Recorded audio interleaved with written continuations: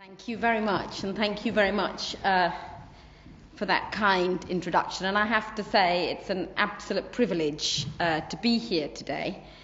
King Hussein was dedicated to applying the principles of democracy, justice and peace within Jordan and among all nations.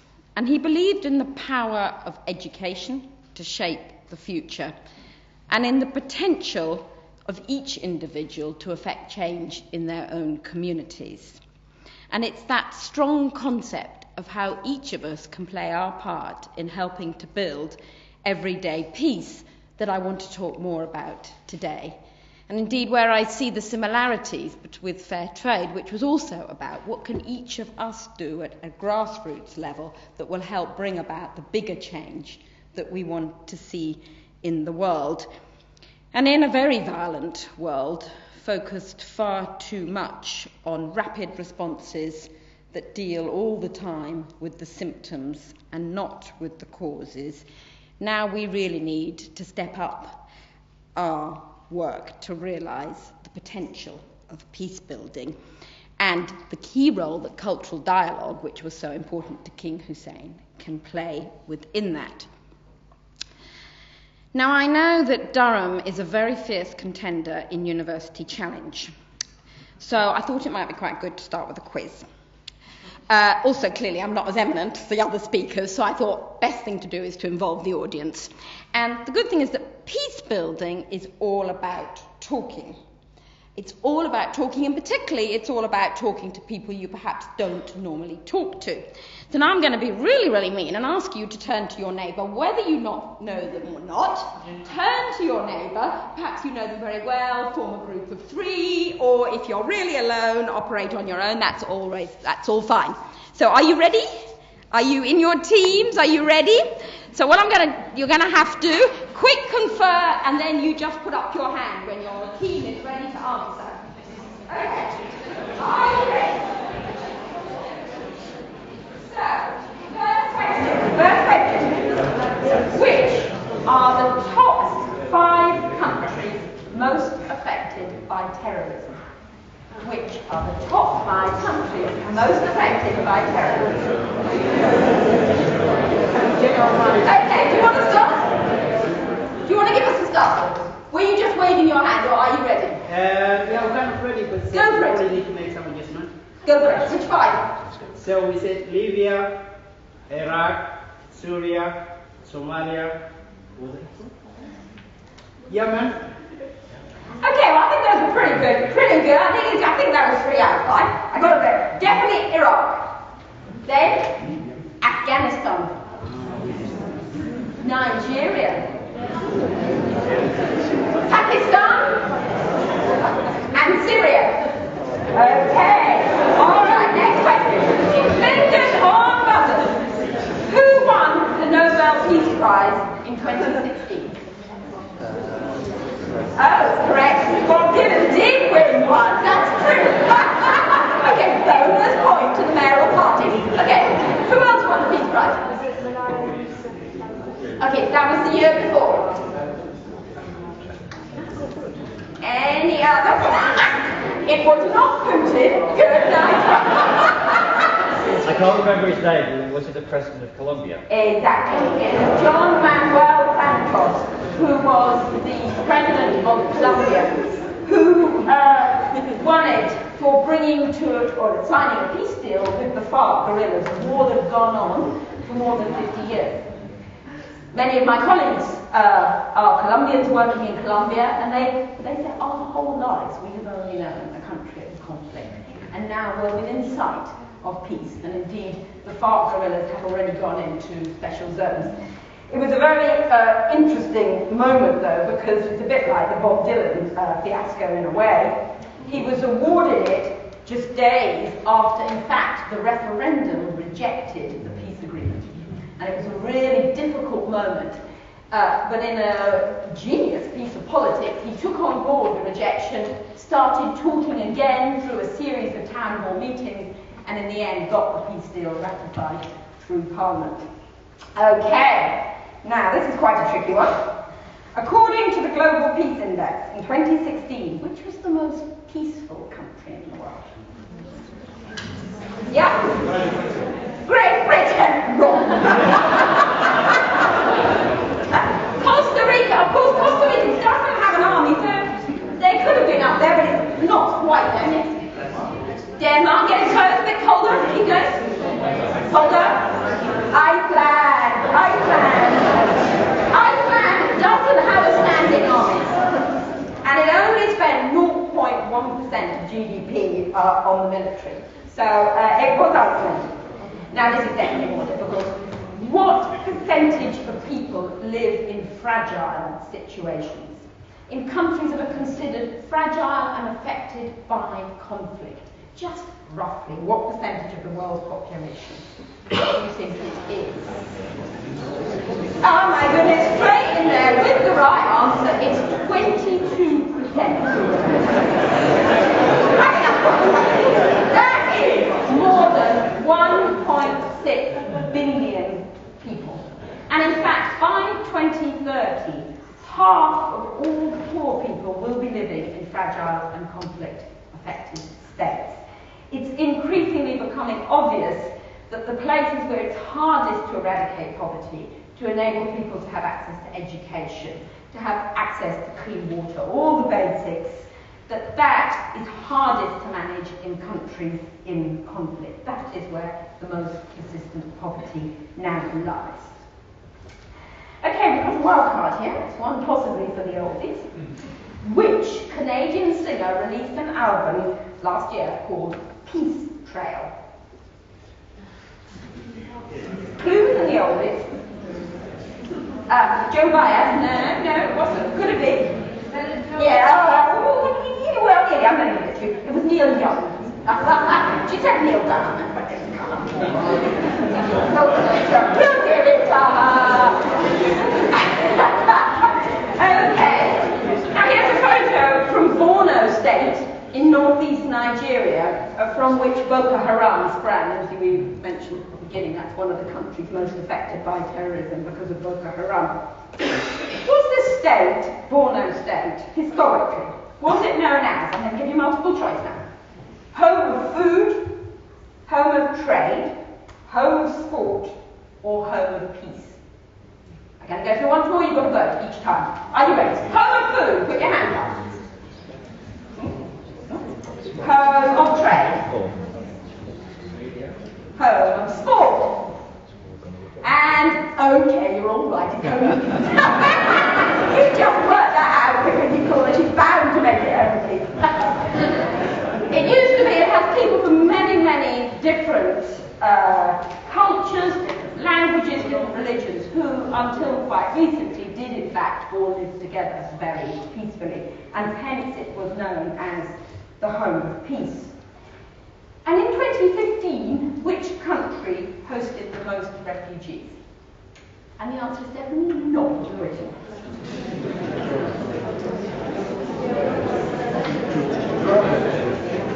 Germany is the most in Europe, second the most refugees in Europe. Kenya is right in the top 10. Jordan and Lebanon probably have the highest percentage of the population of refugees. In fact, it's actually Turkey. The answer is actually Turkey. The answer is in fact Turkey, but I do want to go back to that point, that in fact Lebanon has a population of 4 million and is hosting, no, it has a population of 3 million and is hosting 1 million Syrian refugees. It is actually unthinkable. It is like Britain hosting 13 million refugees. In fact, we said we would take 20,000 by 2020, and we're not even near 10 yet. So Jordan and Lebanon are taking really such a huge, they have been incredibly welcoming, in fact, because there are now over 5 million refugees just from Syria, where the civil war has now lasted longer than the Second World War. And we now really face the greatest humanitarian crisis of our time since World War II. And in that situation, let's think about think the world spends on peace building as compared to what it spends on military? Just give me your random best guesses, because you've done rather well with random best guesses. Anybody want to guess? What percentage does the world spend on peace building as compared to the military? 4%. 3%. You're kind of in the right ballpark, but it's worse. Yeah, zero. The zero's in the right place. You're exactly in the right place. If we look at what did the world spend on peace building in 2015, taking quite a broad definition, this is peace building, not peacekeeping, by the way. Peacekeeping is obviously the peacekeepers going in with their helmets. This is broader. This is including peace building. There you go. You have 6.8 billion, which is 0.4% of what the world spends on military, which is 1.67 trillion, which is still tiny as compared to the cost of conflict, which is considered 14.3 trillion, which is actually a figure so huge I don't think any of us can even begin to think what it means. And that points to the heart of the problem I want to talk about this evening. The global default when it comes to conflict remains a crisis response. It is too often, let's bomb or let's go in with the Band-Aids, instead of looking, let's prevent conflict in the first place. Too often global governments focus on the symptoms and not on the causes, and they try to contain threats which can never be contained. And that's what we need to turn on our head. We need a ruthless focus on how can we prevent conflicts by dealing with the reasons that people turn to violence. And as it happens, at International Alert, we are big supporters of conflict. After all, conflict is the way that social change happens. It's how society evolves and improves. Development is about change, and change often brings conflict, as I'm sure the mayoral representatives here will agree, that change is often difficult and brings conflict. But the problem is violent conflict. When people facing a difficulty or a disagreement reach for the gun in their pocket, reach for an explosive vest, or to bomb from the skies, because they feel that is the only way to resolve conflict. Now, in fact, since the end of the Cold War, it was an untold, quiet story of good news that gradually, the zone of peace globally was expanding, that there were fewer wars and there were fewer people killed in violent conflict. In 1990, there were 50 wars happening globally. By 2010, there were 30 wars. But sadly, that is all now gone back into decline again. As conflict has started rising again, back up to 40 conflicts by 2014, with people killed in battle at a 25-year high. And those conflicts range from the brutality of Syria, caught in a spider's web of superpower conflicts and their own deeply held problems, to inter-community violence in places like the Democratic Republic of Congo, where there are 40 armed groups in some parts of the country, through to violence linked to crime and gangs, especially in Latin America, or the rise of violent extremism, and global challenges such as climate change operating as multipliers, all the time exacerbating the threats to peace and going where there are vulnerabilities and opening them up to conflict. And of course, it's very hard to know how to respond to terrible wars like those in Syria or in any of these conflicts, and no one can claim to have all the answers. But too often we're presented with this choice between to bomb or not to bomb, as if there was not a third alternative, which is about taking action, which is about taking hard action, but it's not military action. It's action to build peace and foster understanding and dialogue. Too often it appears that military intervention's the only answer, and people bang the table and they say something must be done, the government must intervene, as if that strong military response were the only way to intervene. And then we go in with humanitarian aid to mop up the mess that the military action has made, or to show our humanity, or to try to contain a problem that actually can't be contained. But in all those cases, we're addressing again and again the symptoms, not the causes. Let's look, for example, at violent extremism. It's wrong and dangerous to think that airstrikes from thousands of feet up, without the capacity to talk to people who are being hit, without addressing the root causes of conflict, will defeat people who have strong convictions and feel marginalised and excluded. For example, take ISIS. ISIS early on was born in Iraq, feeding off disaffected Sunni populations who saw themselves as being targeted by a Shia-led government. And in fact, some of its members were secular former military commanders. Airstrikes may erode ISIS's military capability, but they will not deal with the reasons why people join armed groups in the first place. And indeed, sometimes airstrikes simply displace extremists, or can indeed be counterproductive. Just to give you one example, and we're doing work in Tunisia, for example, where they've really strengthened up the hard security on the border with Libya because of a fear of violent extremism. The problem is that the populations who normally move across those borders now feel harassed and oppressed by the security forces. They say the security forces are the biggest threat to their security, not the extremists, and their anger is bubbling along and boiling up. There is clearly no quick fix to violent extremism or any conflict. There's no one solution. But it's clear that instead of having military action in a vacuum, any military strategy must be accompanied by a long-term sustainable strategy in which we collaborate with many, many people affected and involved, that recognises and addresses the reasons why people join extremist groups, whether here in Britain or in Tunisia or in Syria. And the reasons will all be different, but we need to know and understand them in order to come to an adequate response. For example, we did some research in Syria, asking why young men, we did speak that time only to young men, why they had joined up or felt tempted to join up. Why were they vulnerable to join extremist groups? And it was a mix of factors. But in there were the fact that they had no jobs. That meant they were unemployed and angry. Employment inside Syria is something like 90%.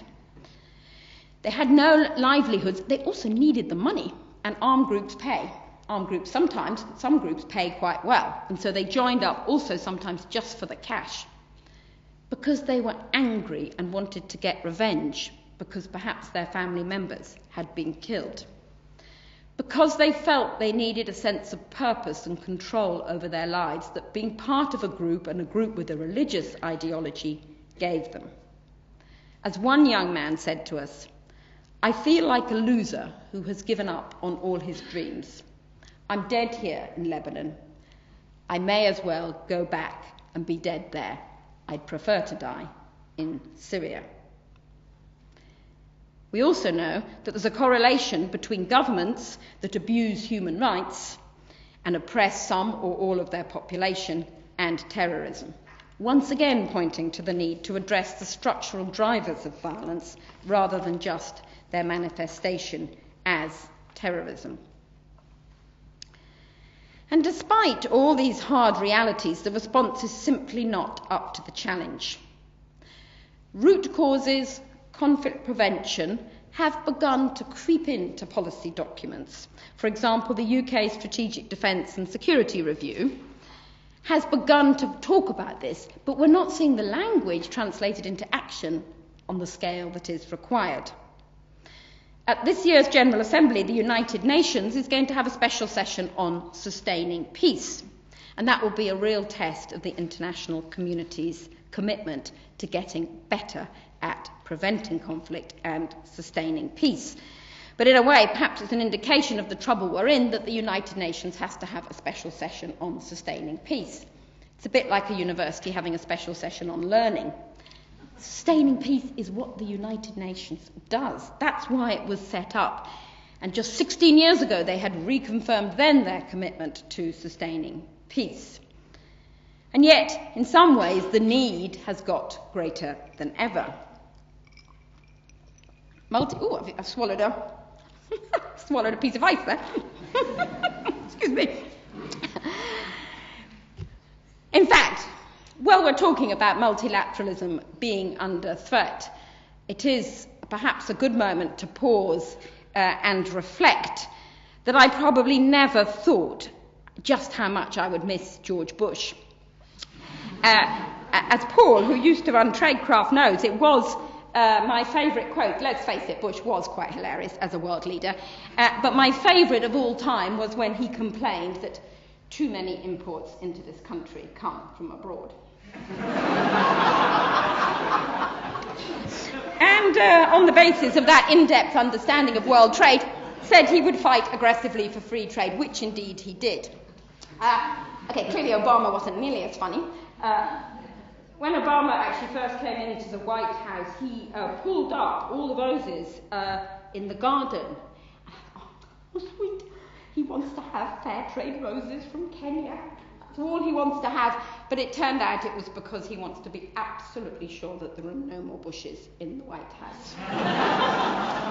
But hey, where are we now? Come back, Bush. All is forgiven. Trump is not even vaguely funny. The funniest thing Trump did, of course, was to relaunch gunboat diplomacy by Twitter and send the gunboat in the wrong direction.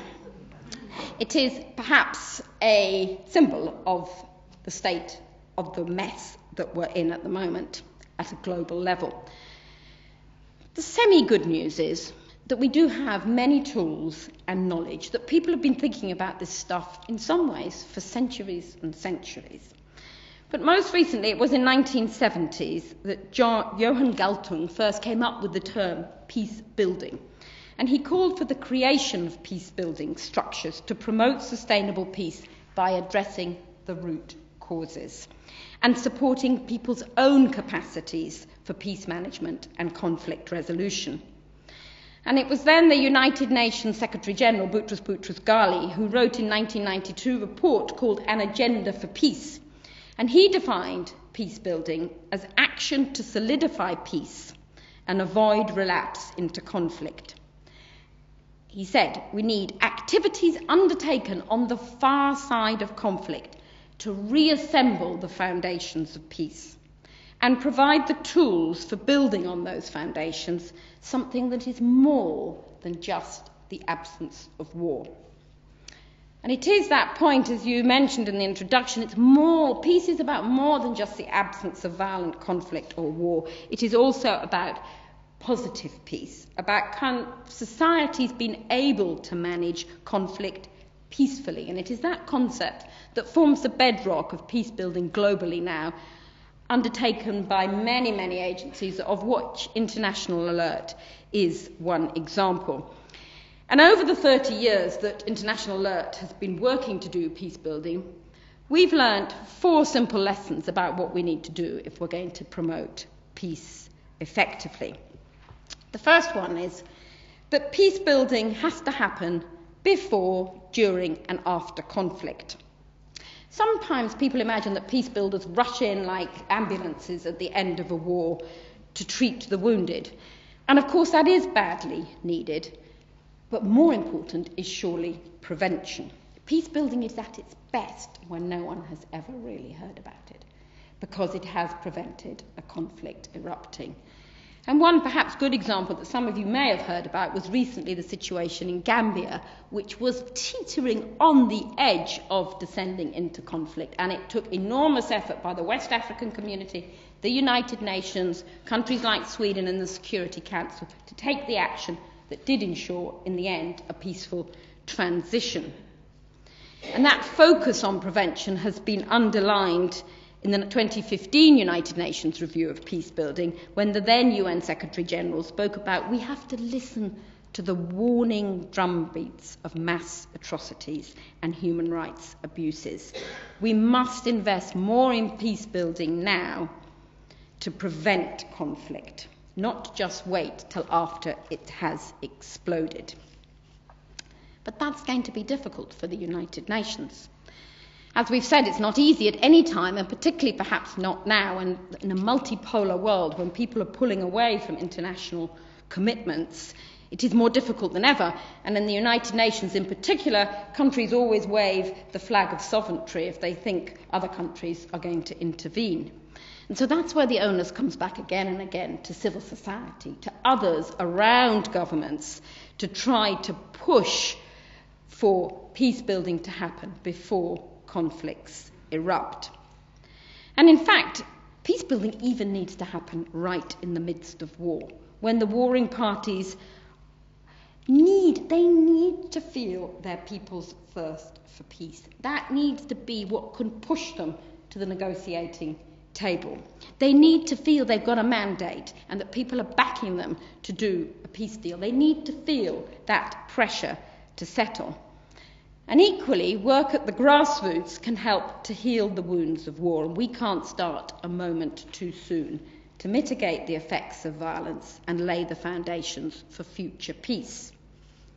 So to give you one example of some of the work we're doing in Syria, some of the work we're doing is with civil society to enable those groups to feed their perspectives into the peace talks, so that the peace talks are not only between the military power, but also civil society is putting in their voice about what is needed in a future Syria. And at the same time, we're also working with children who've been affected by the conflict. Actually, just last week I was lucky enough to go to Lebanon, where, as we said, 20% of the population are now refugees. And some of them, there are actually Syrian Palestinians who were refugees as Palestinians in Syria, have now been jammed into Shatila refugee camp in Beirut, which was founded 68 years ago when the State of Israel was first created. And I have never been anywhere so crowded, absolutely zinging with life, with people doing wheelies, with women rushing by, with children skipping through piles of mud, with electric pylons everywhere. And in there, in a little tiny building, again, absolutely full of children and women and people all bustling and hustling, we are working with a group called Basma Zatouni, which means olive and smiles, which I think is a bit like the women's peace movement here, which was called Bread and Roses. It's a bit the same idea. You need food and you need happiness. And Basma Zatouni have created this safe place where children, as you can see, they're very little. They have only known conflict their whole lives. They are extremely damaged by what they've had to live through. And they come here for 2.5 hours to be in a safe place, to play, to do singing and drama and drawing and acting. But it's all planned in order that they can talk about what they've been through and learn to express themselves again, and to learn that there is another way to be that is not violent. When I was there, I was actually with one of the teachers, a Palestinian Lebanese, who, when she saw the kids playing, actually she started crying because she said, "I can't believe that little boy, look at him, he's snuggling up to the teacher and he's helping the other children." She said 5 weeks ago the only thing he knew to do was to jab the pens, to jab people if he wanted to something, to hit them, because that was all he had ever known. And when I asked the Fatih, the Syrian who founded Basma Zatouni, I said, well, what's it like to be trying to help these children, to try to help build peace now, even in the middle of the war? He thought for a very long time before he answered. And then he said, I often ask that question myself. I wonder what we're doing. But the alternative is to give up, to despair, to lose all hope. So we must keep going, and we must believe, above all else, in the next generation. And when we started doing these classes, people weren't always sure either. The parents weren't quite sure. Did they want to come to these classes? Now there are queues for them. They say they can see the change in their children is 100%, as these little kids are finally given a safe place to play. and to be themselves and to deal with what they've been through. One of those little children, when I was there actually, I saw her drawing, and she constantly drew 10 graves because she had lost 10 members of her family. And the one that finally broke her little heart was her uncle. And we know that peace building takes time. It is slow, patient, long-term work. It doesn't happen in the flash that military action does. And so now to my next question, and I've got 2 more for you, so here's the next one. What percentage do you think of peace deals fall apart within 5 years?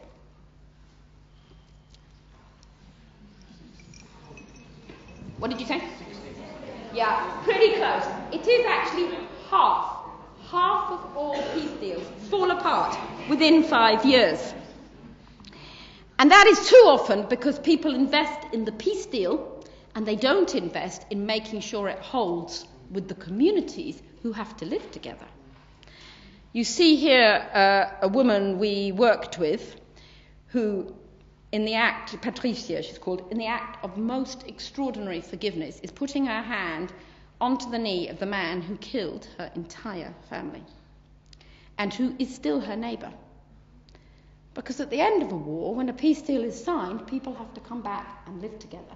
And that's when you need that reconciliation work to happen in order that people can begin to live together in the same village.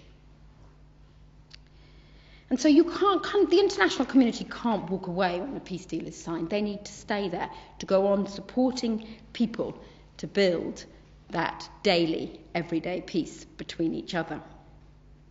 And peace doesn't fall out of heaven on the wings of a dove with angels playing their harps. It is hard won, and it is hard work, and it requires continuous investment, which is our third rule, if you like, that we've learned. It takes huge investment because it is all about people talking to each other. As the wonderful Archbishop Desmond Tutu said, who is the patron of International Alert, he once said, if you want peace, you don't talk to your friends, you talk to your enemies. And that's not easy. And when I was just now in Lebanon, we've got a dialogue group who at the beginning, some of these leaders you can imagine how high the tension is with the pressure on resources of having 1 in 4 of the population as refugees. The tension's really high. And in the beginning, the group we brought together of Lebanese opinion formers, of business people, of people running the local school, they didn't want the Syrians there. But after many weeks of talking, they realised the only way they were going to solve the problems in their communities from the pressure on resources is if they also had the Syrians in the same room. And now there's a dialogue group with opinion leaders and formers from the Syrian refugee community and the Lebanese, and they all say now, of course we should have done this from the beginning. Of course we should have done this, because now we can come together and talk through dialogue to find the solutions that we need. But that takes resources. And as we saw at the beginning, the world is not beginning to invest the resources it needs to in peace building, even though it would be expensive. The sums more than add up. Peace building would actually save money, but it needs that investment now. The Institute for Economics and Peace, for example, suggests that every £1 you invest in peace building, you save £16 in conflict costs. And in case after case after case, you can look at the billions that the world is spending on conflict. How much more sensible it would have been to have invested a fraction of that amount in peace building to prevent the conflict in the first place. And not only would it be cheaper, in fact, it is clearly better for all our security if there are fewer conflicts. It is clearly better for the global economy if there are fewer conflicts. And you don't have to be a hippie to think it would be better for human happiness to have more peace and fewer conflicts. And so just as we invest all those billions in training people to fight and to pick up guns, how much more we need to invest to train people not to use guns. And the final rule we've learnt is that peace building needs to take place at multiple levels. Peace builders have to live in skyscrapers, not bungalows. You need to build peace in the revolving glass restaurant or at the top of the skyscraper where you sign your peace deal. But you need to go way down into the very deep foundations and into the causes of conflict, very often about land or about water, or about a deep sense of injustice that people have been excluded. And you need to involve everybody in tackling those root causes. Otherwise, the peace deal thrashed out will not, as we've said, hold. And in that, in particular, we need to make sure that we involve women more. So your final question is, what percentage of negotiators at peace tables do you think are women?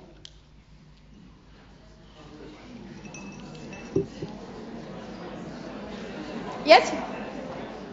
Any random guesses? Actually, it's slightly more. It is fewer than 4% of all the signatories to peace deals are women, and fewer than 10% of the negotiators are women, even though it has been proved that the more you involve women, the longer the peace deal will hold. Because, as the alleged wonderful Chinese proverb says, the man who says it cannot be done should get out of the way of the woman who is already doing it.